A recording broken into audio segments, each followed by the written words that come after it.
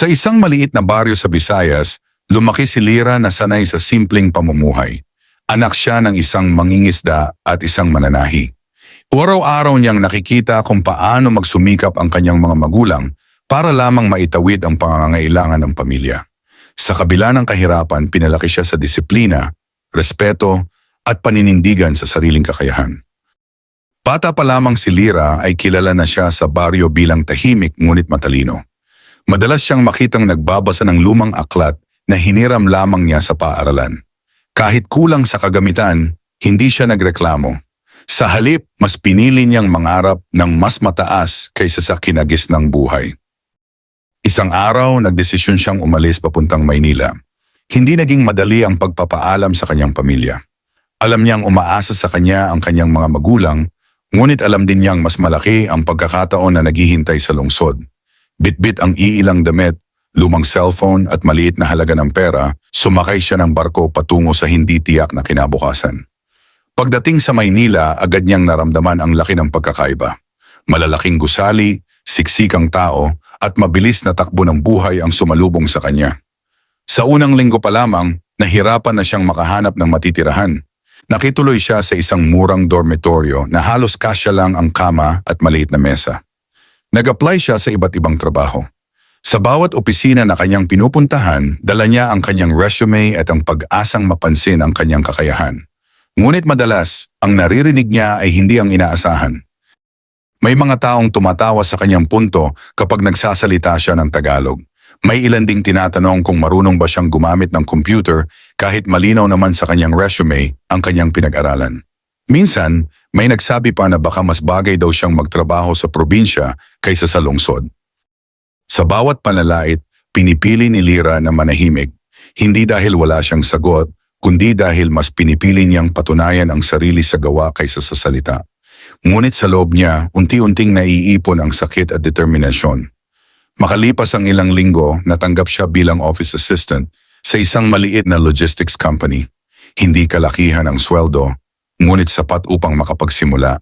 Tinanggap niya ito ng buong puso. Sa opisina, hindi pa rin nawala ang pangmamaliit ng ilan sa kanyang mga katrabaho.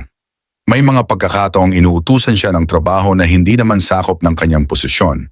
May mga araw na hindi siya isinasama sa mga meeting kahit may kinalaman siya sa proyekto. Isang tanghali, habang kumakain siya mag-isa sa pantry, narinig niyang pinag-uusapan siya ng dalawang empleyado. Sinabi ng isa na probinsyana lang daw siya na sinuwerte. Sumang-ayon naman ang isa pa at nagsabing hindi raw siya magtatagal sa kumpanya. Tahimik lang si Lira habang kumakain. Ngunit sa loob ng kanyang isipan, malinaw ang kanyang pangako sa sarili, hindi siya magpapatalo. Lingid sa kaalaman ng marami, hindi lamang simpleng probinsyana si Lira. Bago siya umalis ng Visayas, may iniwang lihim ang kanyang yumaong lolo sa kanya. Ang kanyang lolo ay dating kilalang negosyante na nagdesisyong mamuhay ng tahimik sa probinsya matapos ang ilang problema sa negosyo noon. Bago pumanaw ang kanyang lolo, iniabot nito kay Lira ang isang lumang kahon na naglalaman ng mga dokumento, bank records at isang sulat. Sa sulat, ipinaliwanag ng kanyang lolo na may nakatagong puhunan at bahagi sa isang malaking kumpanya na hindi kailanman inangkin ng kanilang pamilya. Pinili ni Lira na itago muna ang lihim na ito. Hindi dahil sa takot, kundi dahil gusto niyang patunayan na kaya niyang umangat gamit ang sariling kakayahan. Habang tumatagal siya sa kumpanya, napapansin niya ang mga pagkakamali sa sistema. Dahil sa kanyang talas ng isip, natutunan niyang unawain ang galaw ng negosyo. Sa gabi,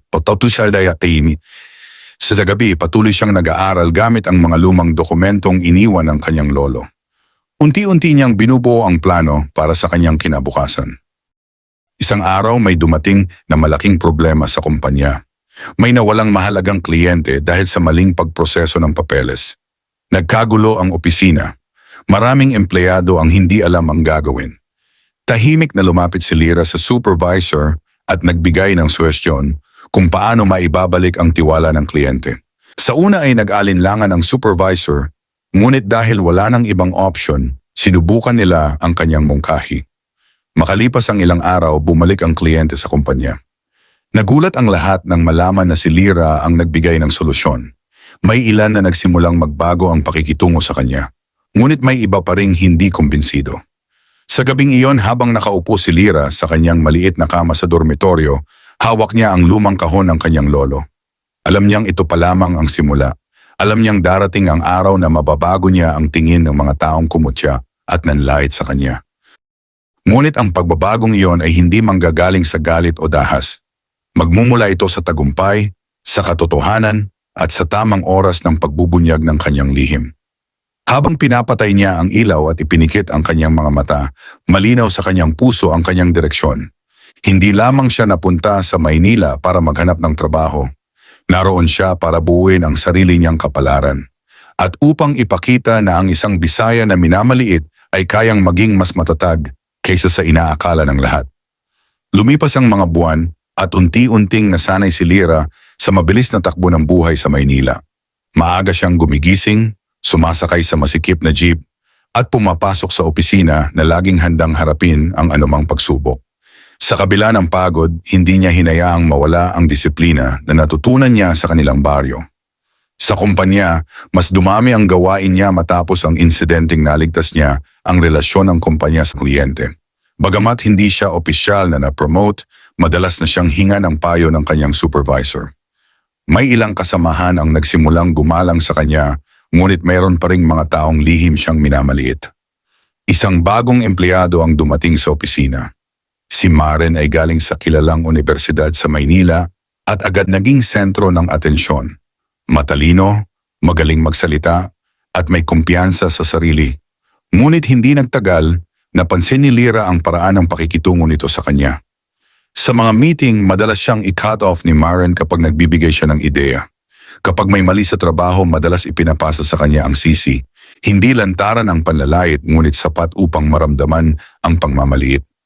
Nanatiling tahimik si Lira. Patuloy siyang nagtrabaho ng maayos. Ngunit sa loob niya, lalo lamang tumitibay ang kanyang determinasyon. Sa gabi, patuloy niyang binubuksan ang lumang kahon ng kanyang lolo. Pinag-aaralan niya ang mga dokumento tungkol sa nakatagong puhunan. Unti-unti niyang nauunawaan ang lawak ng iniwang yaman at koneksyon ng kanyang lolo sa mundo ng negosyo. May isang pangalan na paulit-ulit niyang nakikita sa mga dokumento.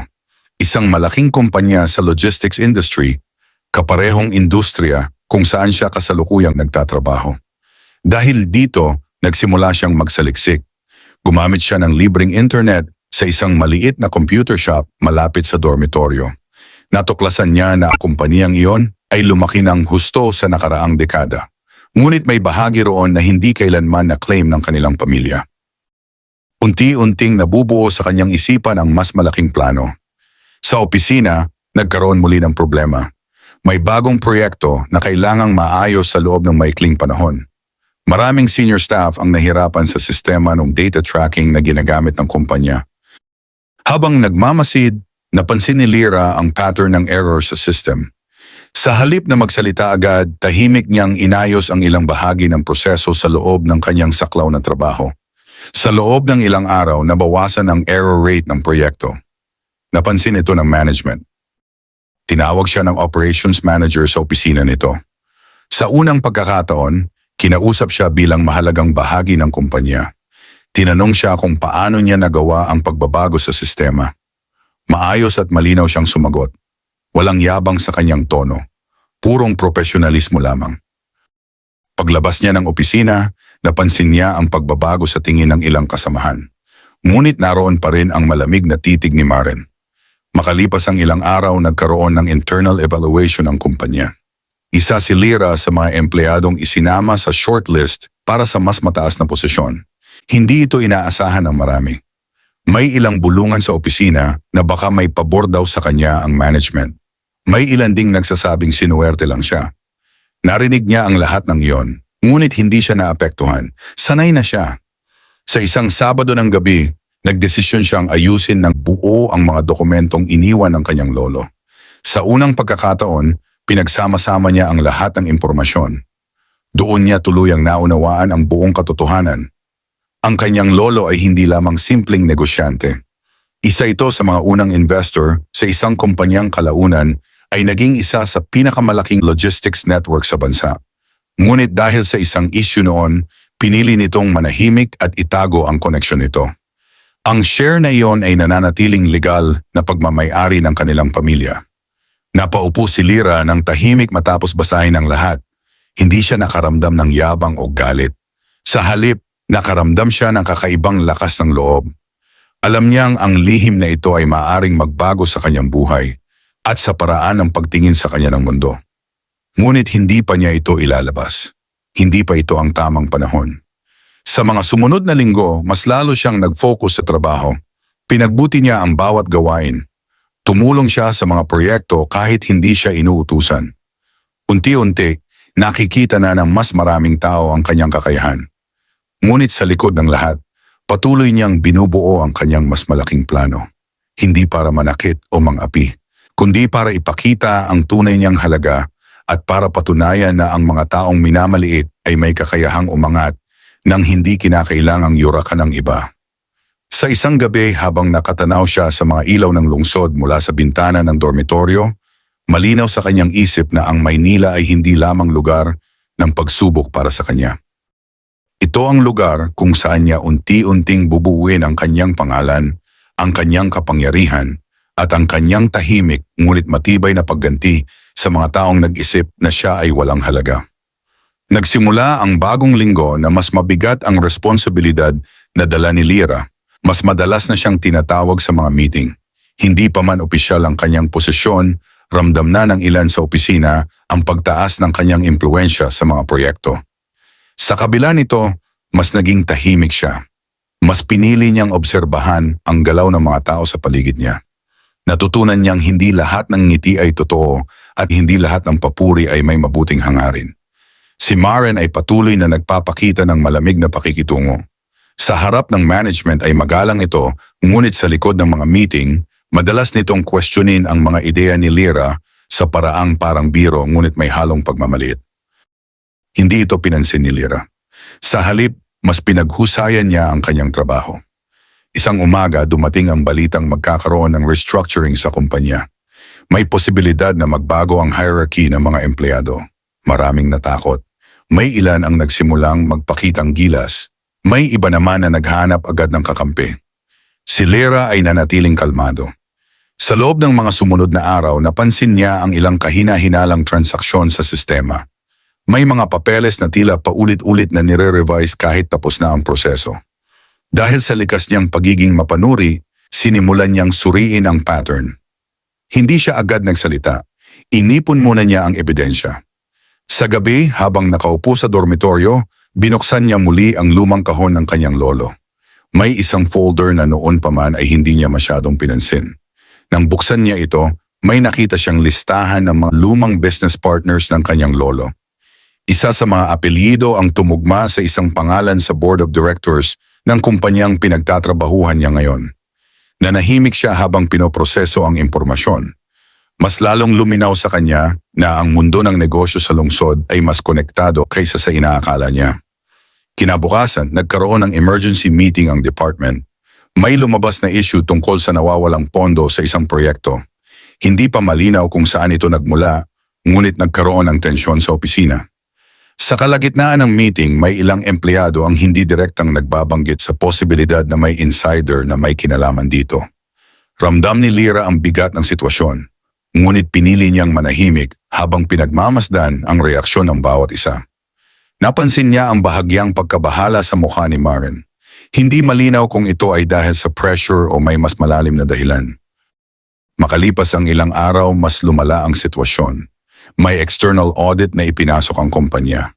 Maraming empleyado ang kinabahan. Sa panahong ito, mas naging maingat si Lyra. Hindi siya nakisali sa chismis. Sa halip, nag-focus siya sa pagsasaayos ng kanyang sariling trabaho.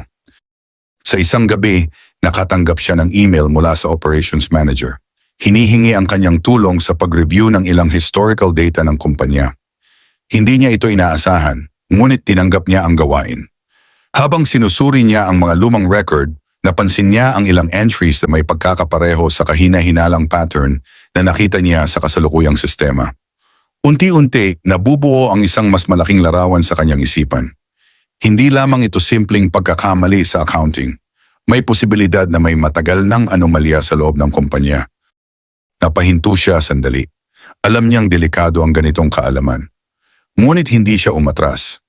Sa halip, mas naging maingat siya sa bawat hakbang.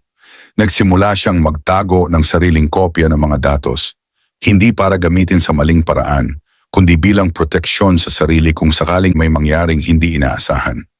Sa mga sumunod na araw, napansin niyang mas madalas na siyang binabantayan ni Maren. May mga pagkakataon na tila sinusubukan nitong alamin kung ano ang kanyang ginagawa. Ngunit hindi nagpakita ng kahit anong reaksyon si Lyra. Patuloy lamang siya sa kanyang trabaho na parang walang kakaiba. Sa loob-loob niya, malinaw na ang susunod na yugto ng kanyang buhay ay hindi lamang tungkol sa pag-angat sa karera, tay tungkol sa katotohanan. Habang lumalalim ang gabi at tahimik ang lungsod sa labas ng bintana ng dormitoryo, hawak ni Lyra ang isang kopya ng financial report na maaring magbago sa direksyon ng kumpanya. Hindi pa niya alam kung kailan niya ito gagamitin, ngunit sigurado siya sa isang bagay. Darating ang tamang panahon. Iyan kapag dumating ang panahong iyon, hindi na siya ang probinsyanang minamaliit. Siya na ang taong may kakayahang baguhin ang takbo ng mga pangyayari, tahimik, matalino, at handang ipakita ang tunay na halaga ng isang taong matagal na nilang hindi pinapansin. Habang papalapit ang pagtatapos ng quarter ng kumpanya, lalong tumindi ang pressure sa bawat departamento. Mas madalas ang overtime, mas maiksi ang deadline, at mas mataas ang inaasahan ng management sa mga empleyado. Si Lyra ay patuloy na gumagalaw ng tahimik ngunit epektibo. Hindi siya mahilig magpakitang gilas, ngunit ang kalidad ng kanyang trabaho ang nagsasalita para sa kanya. Unti-unti, mas napapansin siya ng mga taong dati ay hindi man lamang siya pinapansin. Sa kabilang banda, mas naging mailap ang kilos ni Maren. Mas madalas itong lumabas ng opisina para sa mga external meetings na hindi naman bahagi ng kanyang normal na tungkulin. Hindi ito agad binigyang halaga ni Lyra, ngunit nanatili ito sa kanyang isipan. Isang umaga, habang inaayos niya ang shipment reports, napansin niya ang ilang pagbabago sa data entries. Maliit lamang ang diferensya, ngunit kung pagsasama-samahin, malaki ang epekto nito sa kabuuang financial report. Tahimik niyang sinuri ang system logs. May mga entry na ginawa sa mga oras na halos wala ng empleyado sa opisina. Hindi niya agad pinangalanan kung sino ang posibleng may kinalaman. Mas pinili niyang palawakin muna ang kanyang pagsusuri. Sa tanghali, nagkaroon ng meeting ang buong team. Inanunsyo ng management na may lalabas na bagong posisyon, Junior Operations Analyst, isa itong malaking hakbang pataas mula sa kanyang kasalukuyang trabaho. Maraming gustong mag-apply. Hindi agad nagdesisyon si Lyra kung mag-a-apply ba siya. Para sa kanya, hindi lamang posisyon ang mahalaga. Mas mahalaga ang tamang oras at tamang galaw. Sa gabing iyon, muling binuksan ni Lyra ang mga dokumento ng kanyang lolo.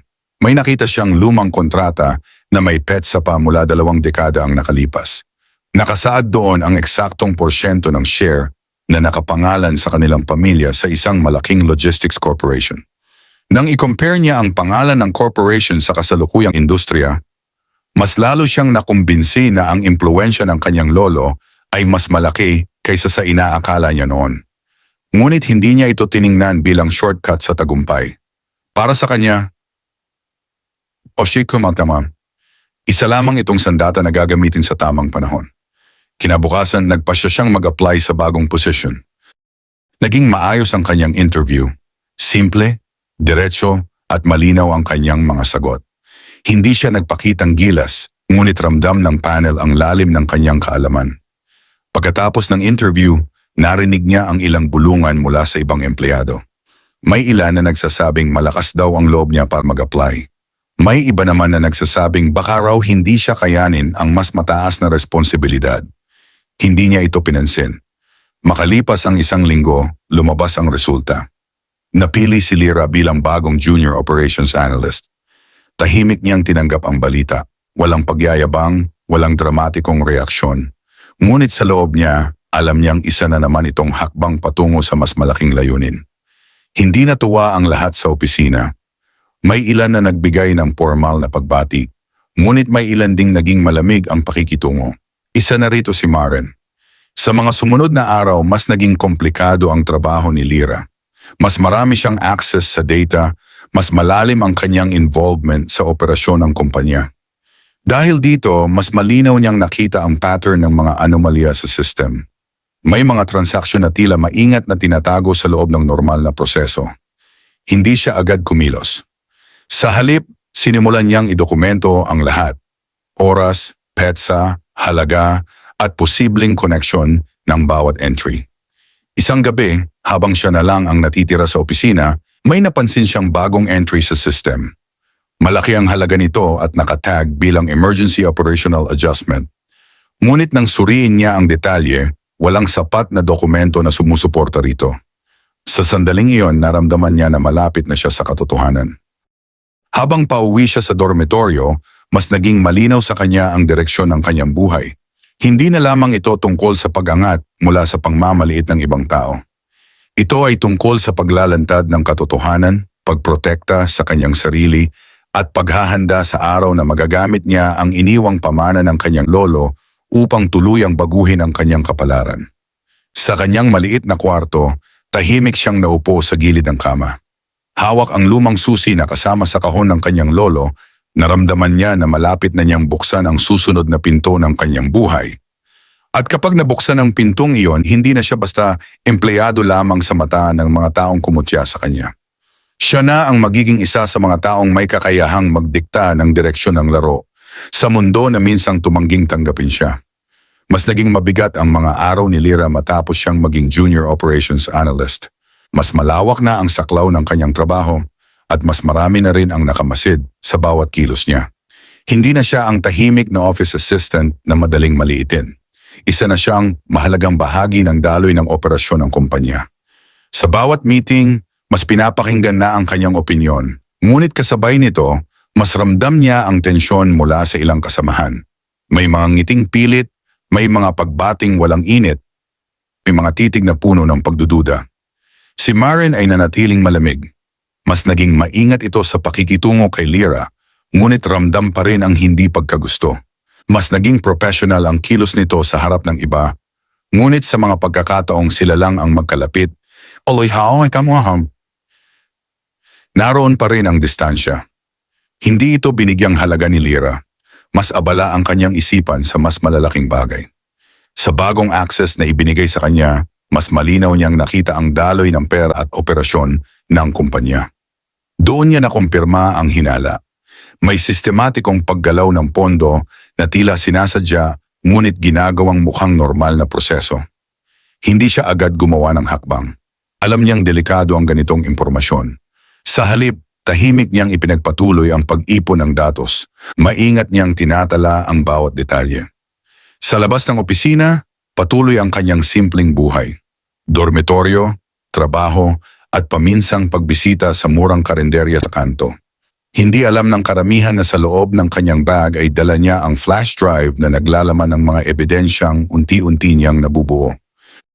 Isang gabi, habang sinusuri niya ang mga lumang dokumento ng kanyang lolo, may napansin siyang maliit na detalye sa isang kontrata. May pangalan ng law firm na dati niyang hindi pinansin. Nang saliksikin niya ito, natuklasan niyang ang law firm na iyon ay isa sa mga legal partners ng kumpanyang pinagtatrabahuhan niya ngayon. Mas lalo niyang naunawaan kung gaano kalalim ang koneksyon ng nakaraan at kasalukuyan. Ngunit sa kabila nito, nanatili siyang kalmado. Hindi niya ginamit ang impormasyong ito upang manakot o magpakitang gilas. Para sa kanya, ang tunay na lakas ay nasa tamang timing. Sa opisina, nagkaroon ng panibagong problema. May isang major client ang nagreklamo tungkol sa delay ng shipment at discrepancy sa billing. Nagkaroon ng panic sa management. Sa emergency meeting, nagbigay si Lyra ng maayos na analysis kung saan maaaring nagkaroon ng pagkakamali ang proseso. Ipinakita niya ang pattern ng delay na konektado sa ilang manual overrides sa system. Tahimik ang buong meeting room habang nakikinig sa kanya ang lahat. Sa unang pagkakataon, may mga senior staff na hayagang pumuri sa kanyang trabaho. Ngunit hindi ito ang mahalaga kay Lyra. Mas mahalaga sa kanya na unti-unting lumalabas ang katotohanan sa paraang hindi maglalagay sa kanya sa panganib. Makalipas ang ilang araw, napansin niyang may mga file na biglang nawala sa shared system. Ngunit dahil may sarili siyang kopya, hindi siya nag-alala. Sa halip, mas naging maingat siya sa bawat galaw. Alam niyang may mga taong nagsisimulang makaramdam na may nakakaalam sa nangyayari. Isang gabi, nakatanggap siya ng hindi kilalang mensahe sa kanyang personal email. Walang laman kundi isang maikling linya. Mag-ingat ka sa mga pinakakatiwalaan mo. Matagal niya itong tinitigan, hindi siya natakot ngunit naging mas alerto siya. Sa mga sumunod na araw, mas pinili niyang manatiling tahimik. Mas nag-focus siya sa trabaho. Mas pinagbuti niya ang pakikitungo sa lahat. Ngunit sa loob niya, mas malinaw na ang direksyon ng kanyang susunod na hakbang. Habang nakaupo siya sa kanyang kama isang gabi, hawak ang lumang sulat ng kanyang lolo, muling pumasok sa kanyang isipan ang mga huling salita nito. Na ang tunay na lakas ay hindi nakikita sa sigaw, kundi sa tahimik na pagbuo ng tamang galaw. At sa sandaling iyon, alam ni Lyra na malapit na ang oras. Malapit na ang panahon na hindi na siya ang babaeng kinutya sa lungsod. Sa halip, siya na ang babaeng may hawak ng katotohanan at may kakayahang baguhin ang kapalaran ng mga taong minsang naniwalang hindi siya mahalaga. Mas naging tahimik ang kilos ni Lyra sa mga sumunod na linggo. Habang lumalawak ang tiwala sa kanya ng management, mas lumalalim din ang kanyang pag-unawa sa masalimuot na galaw sa loob ng kumpanya. Hindi lamang simpleng operasyon ang nakikita niya ngayon. Nakikita na rin niya ang mga puwang na matagal nang tinatago. Ang external audit ay patuloy pa rin. May ilang department ang sinimulang suriin ng mas mabuti. Ramdam sa buong opisina ang tensyon. Mas naging maingat ang bawat empleyado sa kanilang kilos at desisyon. Si Lyra ay nanatiling kalmado. Sa bawat report na sinusuri niya, mas malinaw na lumalabas ang pattern ng paggalaw ng pondo. May mga transaksyon na tila maingat na hinahati sa maliliit na halaga upang hindi agad mapansin. Kung hiwalay titingnan, normal ito. Ngunit kapag pinagsama, lumalabas ang kakaibang larawan. Hindi niya ito agad ipinasa sa kahit kanino. Alam niyang kailangan niyang maging sigurado. Isang hapon, pinatawag siya ng operations manager. Sa loob ng opisina, sinabi nito na may posibilidad na i-recommend siya para sa mas mataas na training program sa main branch ng kumpanya. Hindi agad nagsalita si Lyra. Sa halip, maayos niyang tinanggap ang impormasyon. Para sa kanya, hindi lamang ito oportunidad. Ito rin ay posibleng magbigay sa kanya ng mas malawak na access sa impormasyon. Paglabas niya ng opisina, napansin niyang mas dumadalas ang pagtingin sa kanya ng ilang empleyado. May respeto, ngunit may halong pag-iingat. Sa kabilang banda, mas naging mailap si Maren. Mas bihira itong makipag-usap sa kanya. Mas madalas din itong nakikita sa mga closed-door meetings na hindi niya alam ang laman. Hindi ito agad binigyang kahulugan ni Lyra, ngunit isinama niya ito sa mga detalye na tahimik niyang iniipon sa kanyang isipan. Sa gabing iyon, muling binuksan ni Lyra ang lumang kahon ng kanyang lolo. May isang sobre na noon pa man ay hindi niya binubuksan. Nang buksan niya ito, may nakita siyang lumang access card at isang handwritten note. Sa note, nakasulat ang pangalan ng isang lumang warehouse facility na matagal nang isinara ayon sa public records. Ngunit nang saliksikin niya ito online, natuklasan niyang ang property ay hawak pa rin ng subsidiary ng parehong logistics corporation na konektado sa pamana ng kanyang lolo. Napaisip siya ng matagal. Hindi niya alam kung may connection ito sa kasalukuyang anomalya sa kumpanya. Ngunit pakiramdam niya, may dahilan kung bakit iniwan iyon sa kanya ng kanyang lolo. Kinabukasan, may nagtatanong. Nagkaroon ng panibagong update ang audit team. May ilang historical transaction ang hindi nila matrace ng maayos. Hindi pa malinaw kung sino ang may kinalaman, ngunit lumalawak ang saklaw ng investigasyon. Habang nakikinig si Lyra sa briefing, mas naging malinaw sa kanya na ang hawak niyang information ay maaaring maging mahalaga sa tamang panahon. Ngunit hindi pa siya kikilos. Hindi pa. Sa mga sumunod na araw, mas naging maingat siya sa paggamit ng system. Mas pinili niyang magtrabaho sa paraang walang makakapansin sa kanyang mas malalim na pagsusuri. Isang gabi, habang pauwi siya mula sa trabaho, napansin niyang may lalaking tila sumusunod sa kanya sa loob ng ilang kanto. Hindi siya nagpakita ng kaba. Sa halip, pumasok siya sa isang maliwanag na convenience store at nanatili roon hanggang sa mawala ang presensya ng lalaki. Hindi niya ito agad inisip bilang banta. Ngunit mas naging malinaw sa kanya na ang mundo na kanyang ginagalawan ngayon ay hindi kasing simple ng dati.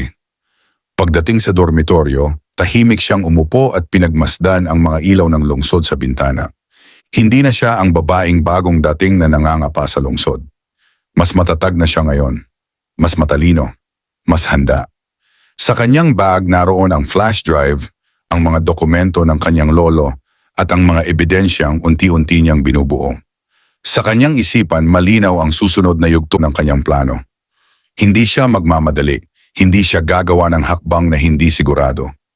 Ngunit alam niya, malapit na ang panahon na ang mga taong kumutya at minamaliit siya ay makakakita ng tunay niyang halaga. Sa araw na iyon, hindi na niya kailangang magsalita ng malakas. Sapat na ang katotohanan upang baguhin ang lahat.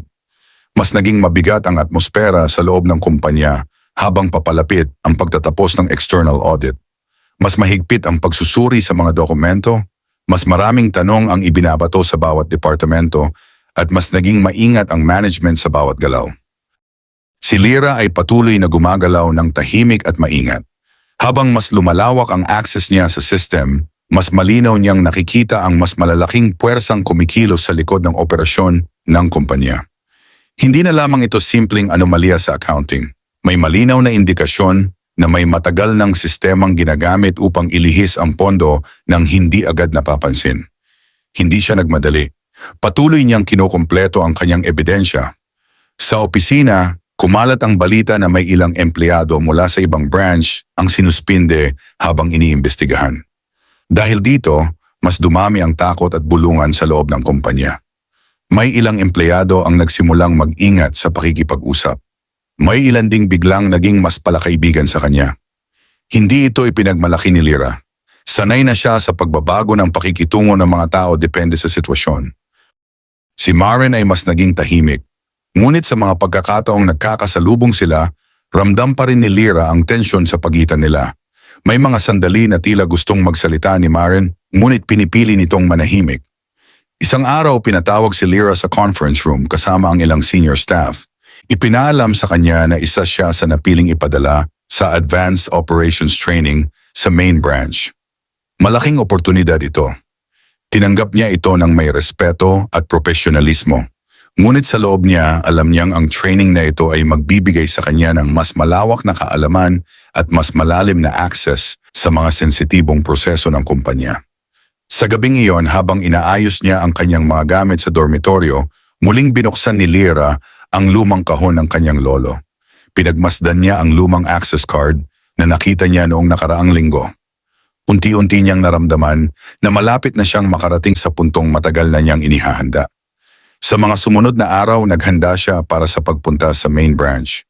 Mas pinagbuti niya ang kanyang reports, mas inayos ang kanyang documentation, at mas naging maingat sa bawat galaw. Bago ang araw ng kanyang pag-alis, nagkaroon ng maliit na insidente sa opisina. May file na sinubukang i-delete mula sa central system. Ngunit dahil sa backup protocol, na-recover ito. Hindi ito agad pinansin ng karamihan. Ngunit para kay Lyra, isa itong malinaw na senyales na may taong desperado ng itago ang katotohanan. Tahimik niyang sinuri ang recovered file. Doon niya nakita ang mas malinaw na koneksyon sa pagitan ng ilang suspicious transactions at ng isang chain ng approvals mula sa iba't ibang department. Hindi pa rin siya gumawa ng hakbang, ngunit mas tumibay ang kanyang hinala na ang lahat ay konektado sa mas malaking galaw sa loob ng kumpanya. Dumating ang araw ng kanyang pagpunta sa main branch. Sa unang pagkakataon, nakita niya ang sentro ng operasyon ng kumpanya. Mas malaki, mas organisado at mas mahigpit ang seguridad. Ramdam niya agad na ibang antas na ito. Sa training sessions, mabilis niyang nakuha ang respeto ng mga trainers. Nakikita nila ang lalim ng kanyang pag-unawa sa proseso. May ilan pang nagtanong kung gaano na siya katagal sa industriya. Simple lang ang sagot niya. Patuloy siyang nag-aral, nagmasid at nag-ipon ng kaalaman. Sa loob ng main branch, mas lumawak ang kanyang access sa historical data archives. Doon niya nakita ang ilang record na tumutugma sa mga lumang dokumento ng kanyang lolo. Sa sandaling iyon, mas naging malinaw sa kanya ang lawak ng iniwang pamana ng kanyang pamilya. Hindi lamang sa pera, kundi sa impluensya at connection sa industriya. Ngunit hindi niya ito ginamit bilang sandata laban sa iba. Sa halip, ginamit niya ito bilang gabay sa mas matalinong paggalaw. Sa huling gabi ng kanyang training, habang nakatayo siya sa rooftop ng main branch building, pinagmasdan niya ang malawak na ilaw ng lungsod. Naalala niya ang baryo na kanyang pinanggalingan, ang simpleng buhay, ang mga taong naniwala sa kanya kahit wala pa siyang napapatunayan. At naalala rin niya ang mga taong kumutya sa kanya pagdating niya sa Maynila. Hindi siya galit, ngunit hindi rin siya makakalimot. Sa kanyang puso malinaw na ang susunod na hakbang ay hindi na lamang para sa kanyang sarili.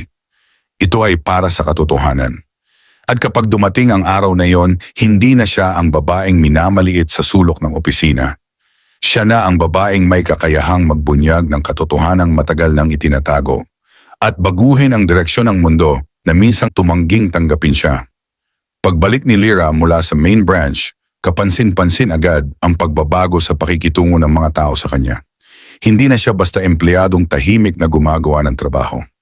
May bigat na ngayon ang bawat kilos at salita niya kahit hindi niya ito sinasadya. Mas naging formal ang mga pagbati, mas maingat ang mga tanong, mas ramdam ang pag-iingat. Hindi siya nagbago. Nanatili siyang simple, tahimik at professional. Ngunit sa loob niya, mas malinaw na ngayon ang kabuuang larawan. Sa mga datos na nakita niya sa main branch, napatunayan niyang ang anomalya sa pondo ay hindi lamang lokal na problema.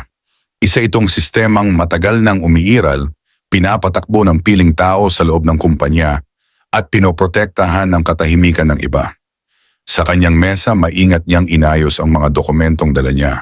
Pinagdugtong-dugtong niya ang mga impormasyon, mga petsa, pangalan, approval codes at transaksyon. Unti-unting lumabas ang iisang linya ng koneksyon. Sa sentro nito, naroon ang ilang matataas na opisyal. Hindi siya agad nakaramdam ng takot. Sa halip, nakaramdam siya ng kakaibang linaw ng isip. Sa unang pagkakataon, alam na niya kung saan patutungo ang lahat. Sa opisina, muling nagpakita ng interes si Maren na makipag-usap sa kanya. Mas mahinahon na ang tono nito, mas maingat ang mga tanong. Ngunit hindi ito nagtiwala si Lyra. Pinili niyang sumagot ng sapat, hindi kulang, hindi sobra. Habang lumilipas ang mga araw, napansin niyang mas madalas siyang isinasama sa mga closed-door meetings. Sa mga diskusyong iyon, mas lantad ang tensyon sa pagitan ng mga senior staff. May mga desisyong minamadali, may mga usaping iniiwasan. Tahimik na nakikinig si Lyra. Sa isang meeting nabanggit ang posibilidad ng internal restructuring kasabay ng pagtatapos ng audit. Hindi sinabi ng direkta, ngunit malinaw na may mga posisyong mawawala at may mga bagong hahawak ng responsibilidad. Sa gabing iyon muling binuksan ni Lyra ang lumang sulat ng kanyang lolo. Mas malinaw na ngayon ang kahulugan ng mga salitang dati ay tila payak lamang. Ang kapangyarihan ayon sa sulat ay hindi ibinibigay sa maingay kundi sa handang maghintay. Kinabukasan, may natanggap siyang tawag mula sa isang legal consultant ng kumpanya.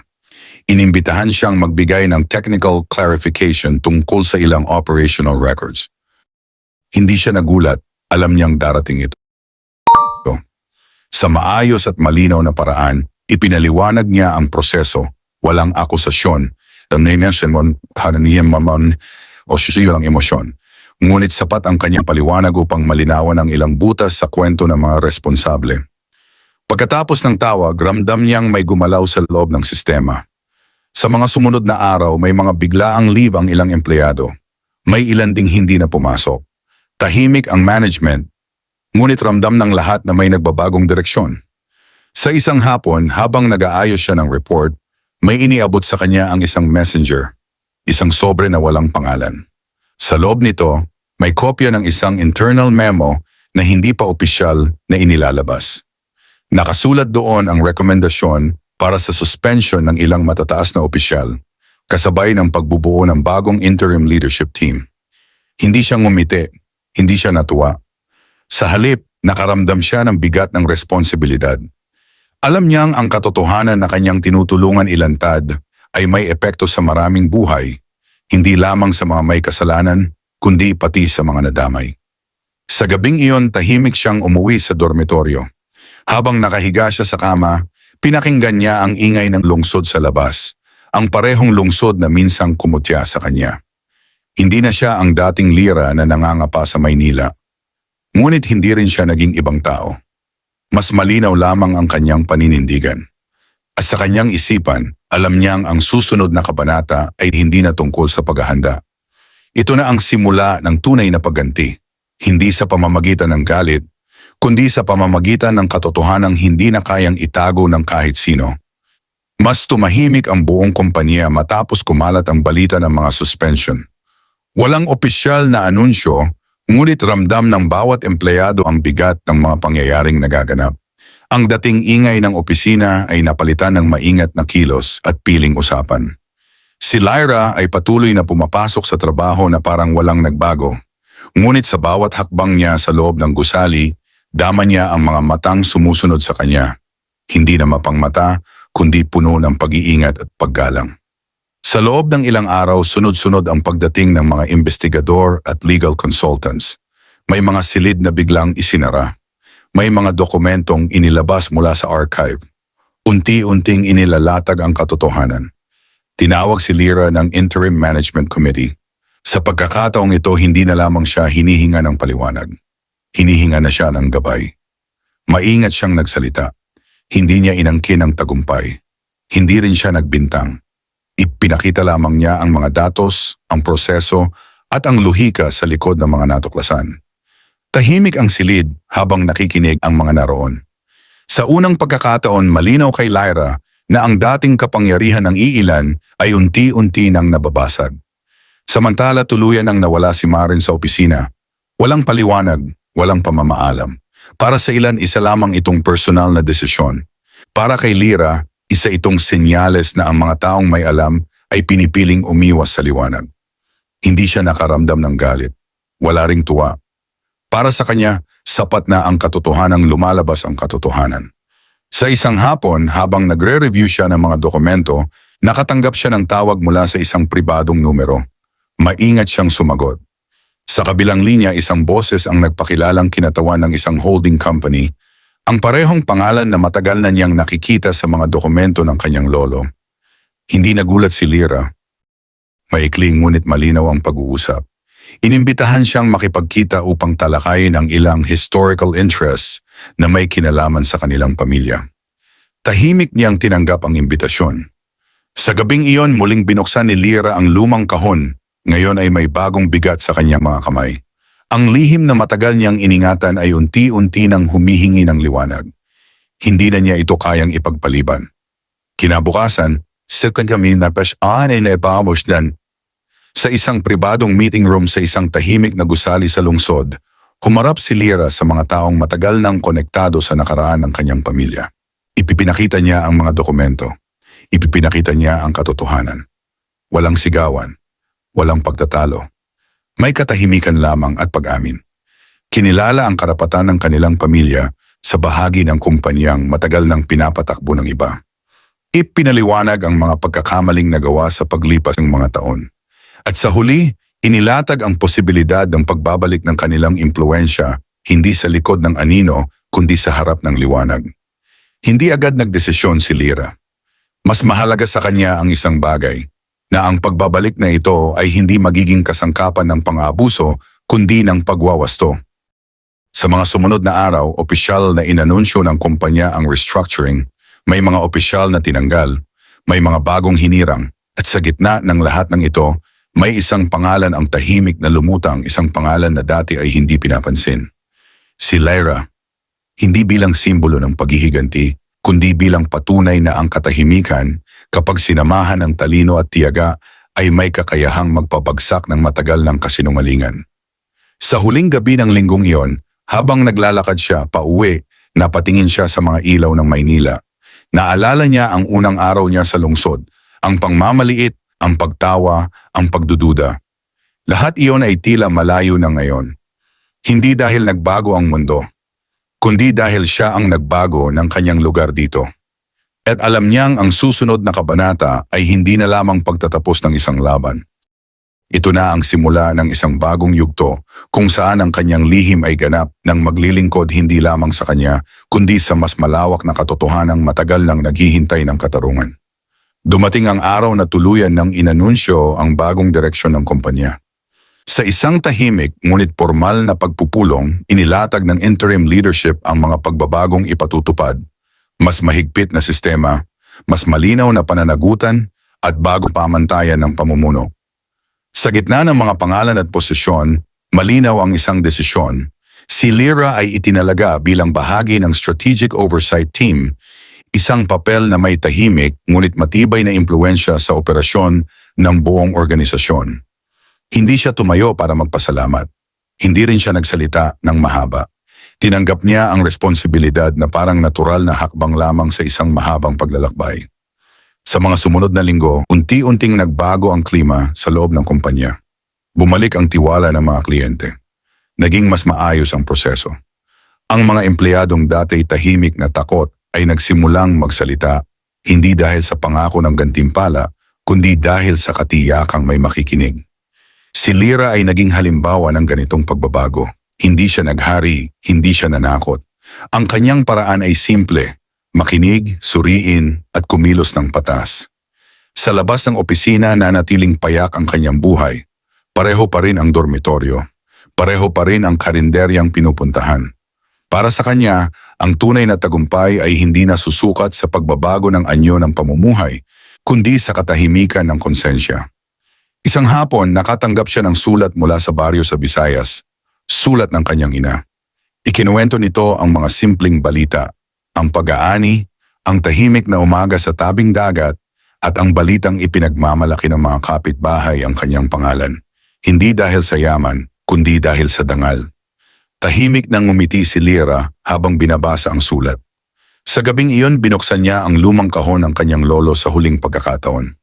Maingat niyang inayos ang mga dokumento, hindi na bilang lihim, kundi bilang bahagi ng kasaysayan ng kanilang pamilya. Ang iniwang pamana ay hindi lamang yaman o impluensya, kundi paalala na ang tunay na lakas ay hindi kailangang ipagsigawan. Sa mga sumunod na buwan, tuluyang naisara ang mga kasong bumalot sa kumpanya. Ang mga may sala ay hinarap ang bunga ng kanilang ginawa. Ang mga nadamay ay binigyan ng pagkakataong magsimula muli. At si Lira, na minsang kinutya at minamaliit sa lungsod, ay nanatiling tahimik sa gitna ng lahat. Hindi niya hinanap ang paghanga, hindi niya hinabol ang paghihiganti sa anyong personal. Ang kanyang pagganti ay ang katotohanang hindi na kayang baluktutin, ang sistemang hindi na madaling abusuhin, at ang sariling paninindigan na hindi kailanman ipinagpalit. Sa huling tagpo ng kanyang paglalakbay, tumayo siya sa isang tahimik na lugar sa lungsod. Pinagmamasdan ang takbo ng mga tao. Bawat isa may sariling laban, sariling pangarap. Maynila, na minsang naging lugar ng pangmamaliit, ay naging saksi sa kanyang paghubog. At sa katahimikang iyon, malinaw ang isang katotohanan. Ang isang Bisaya na minsang tinawanan ay hindi gumanti sa sigaw o dahas. Gumanti siya sa paraan na hindi na kailanman mabubura, sa pamamagitan ng integridad, talino at tagumpay na hindi na kailangang ipaliwanag.